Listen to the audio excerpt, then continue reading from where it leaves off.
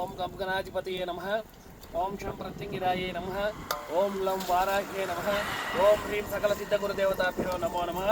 హర నమః పార్వతీపతయే. హర హర మహాదేవ శంభో శంకర.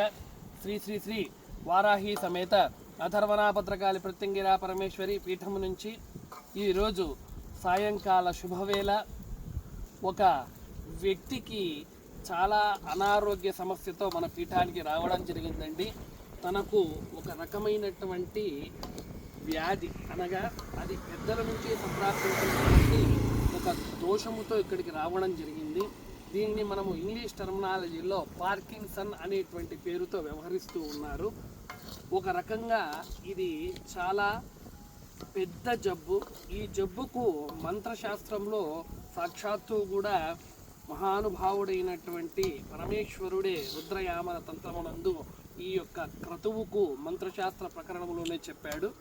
దానితో పాటు మంత్రశాస్త్రానికి తో పాటు ఆయుర్వేద పరముగా సాక్షాత్తు మహానుభావుడు చరకుడు తెలియజేసినటువంటి ఈ యొక్క వ్యాధి యొక్క త్వరగా తొలగిపోవడానికి, రోగి అనారోగ్యం నుంచి బయటపడడానికి ఇది ఘృతపాకము అనేటువంటి దాని ద్వారా ఒక మందును ఆయుర్వేద పరంగా తయారు చేస్తున్నామండి. ఈ యొక్క ఘృతపాకములో మీరు దగ్గర నుంచి చూడొచ్చు. ఇది కేవలం ఘృతపాకము చేసేటప్పుడు కేవలము కర్రలతో వాడబడేటువంటి పొయ్యిని మాత్రమే వాడాలి. సుస్పష్టమైనటువంటి లోహం అనగా ఇనుము ఉన్నటువంటి బాండ్లీని మాత్రమే వాడాలి.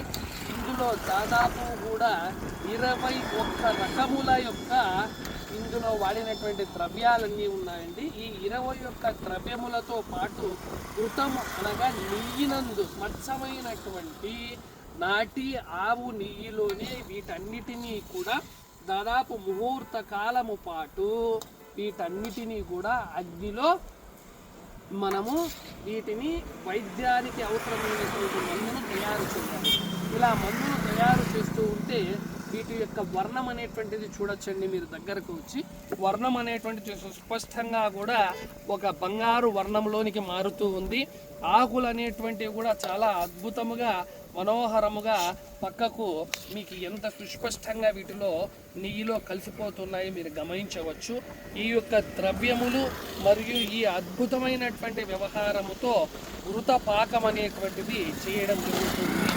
దీనిని ప్రతిరోజు కూడా రోగి ఎవరైతే ఉన్నారో ఉదయం 1 స్పూను, సాయంకాలం 1 స్పూను కడుపులోనికి తీసుకోవాలి.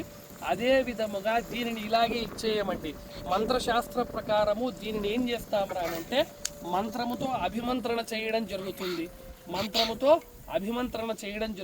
అభిమంత్రము చేసినటువంటి తరువాత దీనిని వ్యక్తికి ఇవ్వడం జరుగుతుంది. చేసినటువంటి తర్వాత దీనిని కడుపులోనికి తీసుకోవాలి. శరీరములోనికి సుస్పష్టంగా పూతలాగా ప్రతిరోజు కూడా పూతను పూసుకుంటూ ఉండాలి. పూసుకున్న తర్వాత ఒక ముహూర్త కాలము పాటు సుస్పష్టంగా అలాగే ఉండితే ఇది శరీరంలోనికి బాగా ఇంకిపోయి లోపల నరములలోకి కూడా సంప్రాప్తించినటువంటి ఆ దోషము, పార్కిన్సన్కు సంప్రాప్తించినటువంటి దోషము, ఆ యొక్క హార్మోన్ల యొక్క విడుదల అనేటువంటిది సుస్పష్టంగా జరిగి చాలా అద్భుతమైనటువంటి మందుగా ఉపయోగపడుతుంది. కావున మీరందరూ కూడా ఈ రకమైనటువంటి వ్యవహారములలో ఎవరైనా ఇబ్బంది పడే వాళ్ళు ఉంటే పీఠమును ఆశ్రయించి ఈ విధమైనటువంటి మంత్రశాస్త్రముతో పాటు ఆయుర్వేద పరమైనటువంటి క్రియల ద్వారా అతి శీఘ్రమైనటువంటి ఫలితాలను పొందుతారని ఆశిస్తూ ఓం శ్రీ మాత్రే నమః.